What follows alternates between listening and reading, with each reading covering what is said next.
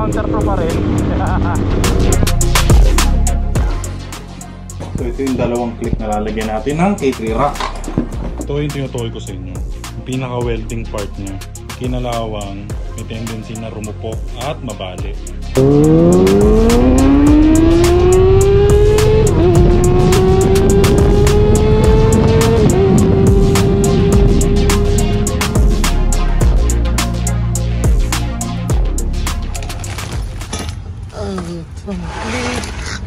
Click 125. Ang init. Ay boss! Daka na pala. Ganun lang ako. Tawag dito. May customer kasi tayo boss sa online. Ito sakto 160. Pang click 160 and click 125 K3 rack. Magpapa home service sana siya. Pwede ba home service? Yung problema boss wala tayong rider ngayon. Walang available na rider. Dalawa? Dalawa, magkano yun sa asawa niya tsaka sa ano niya Isang 160. Oo. Paano ako mag-deliver Warren? Naka-CX ako. May bag dito boss. May bag dito. Wala.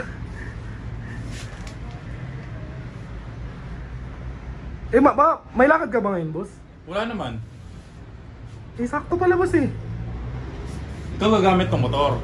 Dito lang ako. Hindi, ikaw mag-ano kasi may customer din mamaya. May expected ako customer, 3 yun.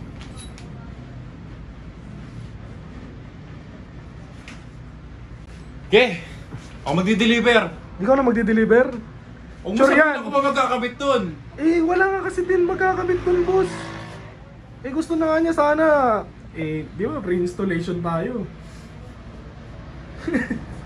Wala ka nang no choice. Mas mahal pa gas na ito sa installation Ganun talaga boss. Okay, prepare mo yung tools. Sige, Kabit boss. natin tong K3 rack para sa 160 niya tsaka 150. Yes, ayan. Prepare lang din ako. Boss, ito lang yung mga kailangan niya na tools. Ito lang? Ganyan lang kadali yan sir. Bagay, basic lang pala magkabit ng K3 rack yan Wala nang ito ka-arte-arte yung yan. retain nga no, di ba? Retain grab bar. Retain grab bar, yung hindi aalisin yung grab bar niya. Yes.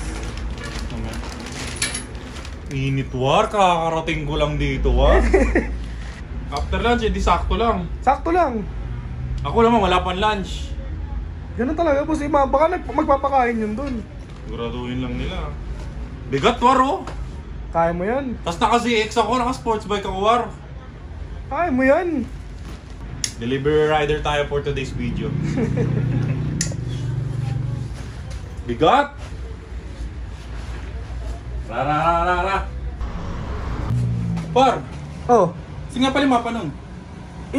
Ano na lang natin, set na lang natin sa Google Map. Sige.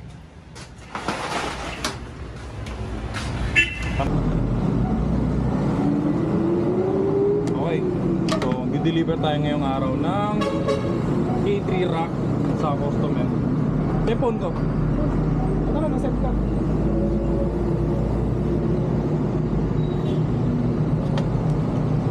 So, na-set up na yung mapa.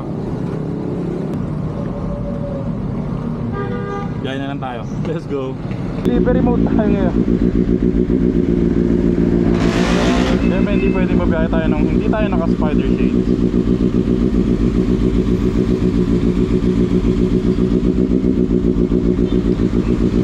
So dala na natin yung K3 rack. Wala tayong rider ngayon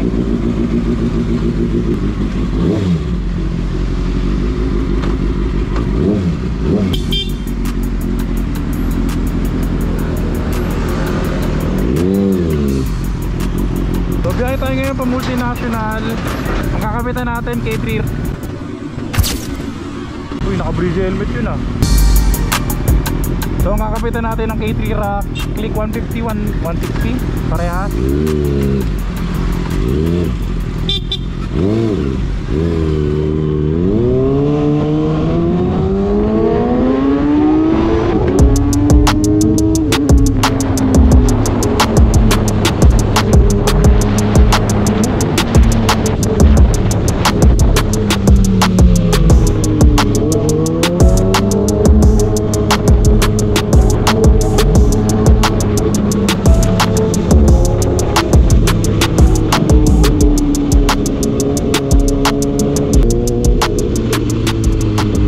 Feeling ko aware na kayo sa K3 rack. Ito yung pinakamatibay na hindi winelding na top box bracket para sa mga motor. Usually kasi pag nakakita tayo ng top box bracket, yung fully weld, itong K3 rack, ano to? Ang tawag ito, bended steel. So kaya ito yung best seller talaga sa shop. Tama na nga muna yung kwento. Anong kwento yung gustong gusto nyo?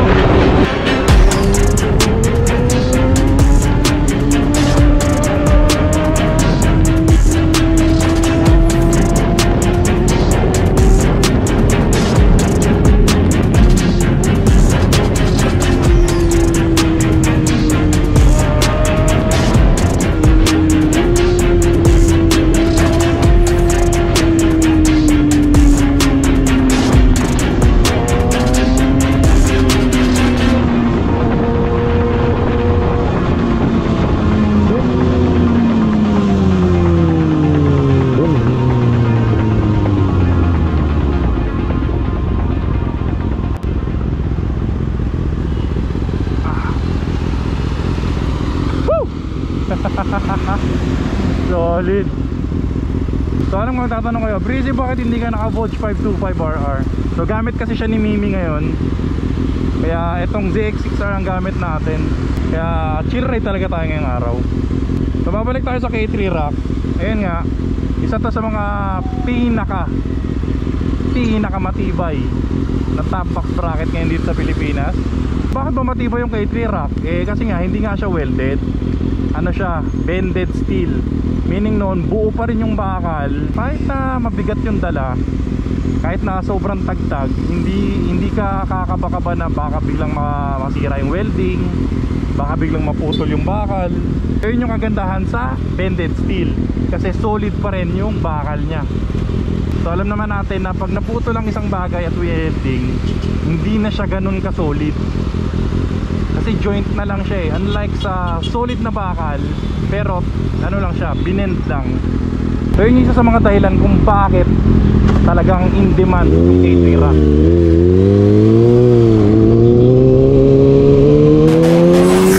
There you go.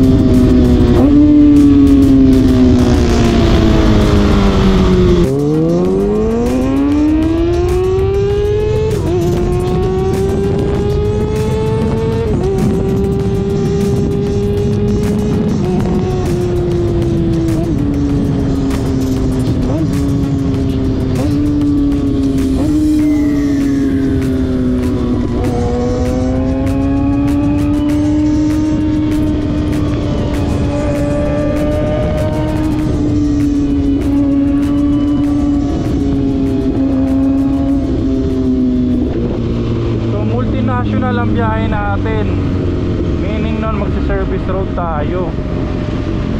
Naiiya. So kanan tayo dito.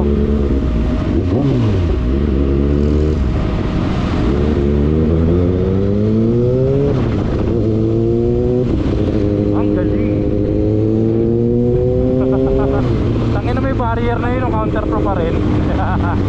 So pag nasa Bilyar Sipag na tayo or C5 extension, doon na tayo mag-on ng mapa para hindi sayang ang data at saka hindi malobat agad ang phone.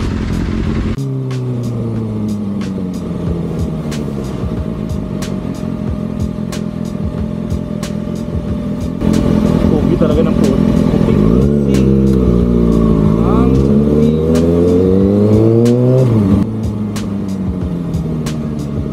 Sabi dito sa mapa,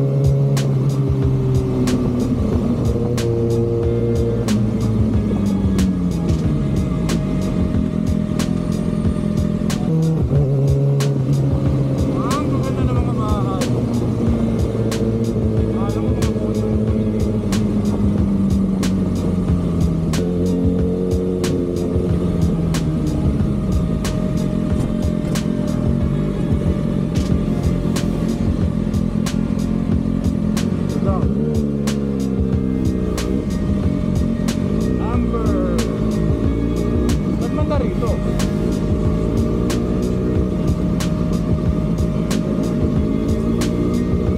Nakakaingit yung mga bahay mo na rito. Number 45. Ito, 45.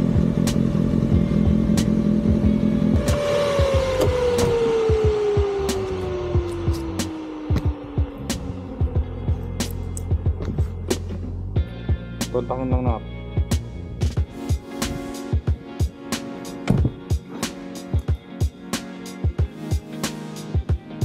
Sir, delivery sir. Winit. Kayo sa K3 rack sir. K3 rack. Deliver? Oo, deliver sir. Sigurado ka. Deliver. Pan-deliver lang to sir eh. Pero nandito yung K3 rack nyo. Asa may kakapitan? Home service.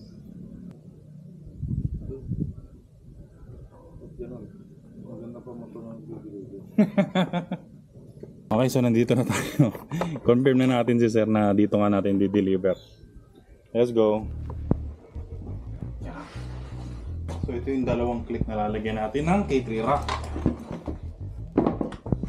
Click 160 tsaka 50.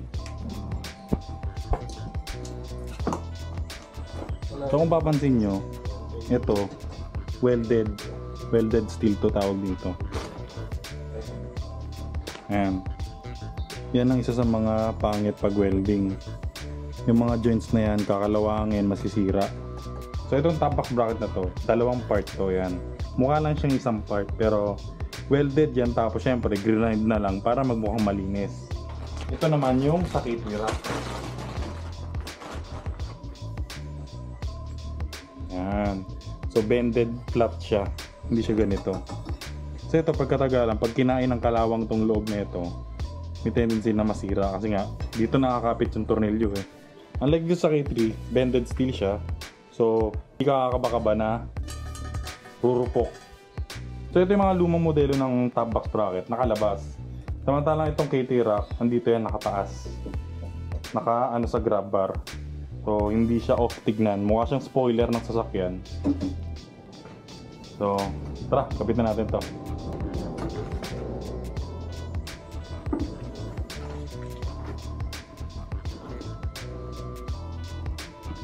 So napansin nyo kanina, kailangan pa ilusot-lusot. Itong K3 rack, ganyan na lang. So plug and play na lang siya. Hindi na kailangan baklasin to, tanggalin siya sa loob. Ganyan lang talaga siya, plug and play. Ayan. So ganyan na magiging forma niya. Ito yung tinutukoy ko sa inyo. Yung pinaka-welding part niya. Pag kinalawang, may tendency na rumupok at mabali.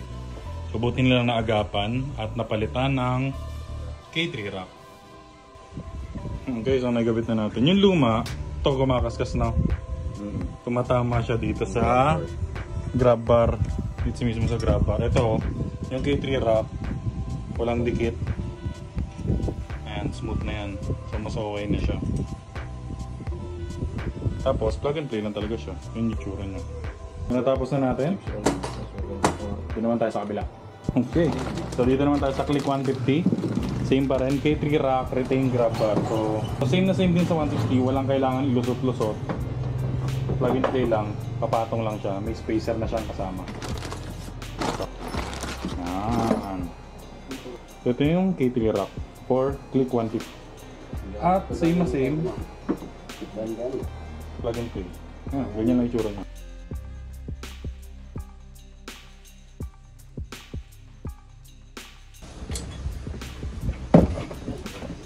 Yan. So, yung K3 rack, malaki yung gap niya. So, walang sayad, walang sabit. Okay. So, natapos na natin ikabit yung K3 rack para sa Click 160 at Click 150. So, ito yung pinakamatibay na top box bracket ngayon dito sa atin. Kaya naman talagang in demand. So, ngayon lang tayo ulit nakapag-home service at satisfied naman si sir. Kasi, napakadali lang ibaklas. Actually, hindi ako napagod eh. Pinagpawisan lang ako kasi may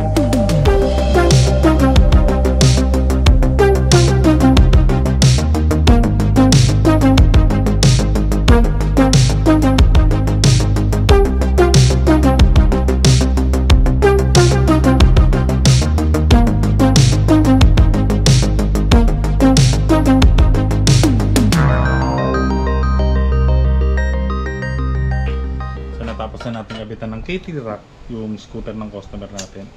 Click 160 tsaka click 150. So, okay naman. Mukha naman satisfied si sir. Ngayon, diyan na tayo pabalik ng shop.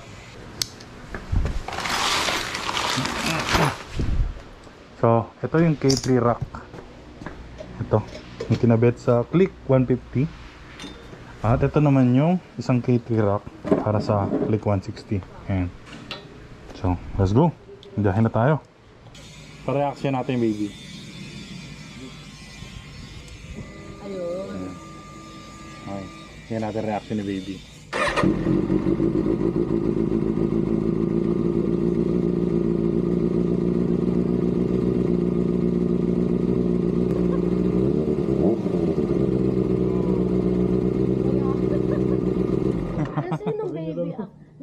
Thank you. Bye bye.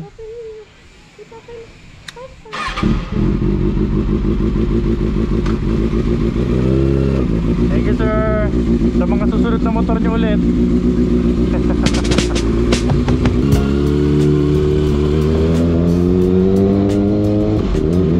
Okay. So, successful naman tayo, nakapitan natin yung customer natin. So, goods na goods naman kasi masaya yung customer natin. So, kung may mga kailangan kayo sa motor nyo, message nyo lang yung Breezy Emporium. Tapos, malay nyo pag hindi ako busy, ako mismo mag-deliver or mag-install ng mga gamit-gamit sa motor nyo. So, that's about it guys, para sa video na to. Lagi nyo tatandaan, bago tapusin ang video, stay breezy lang always. Yeah!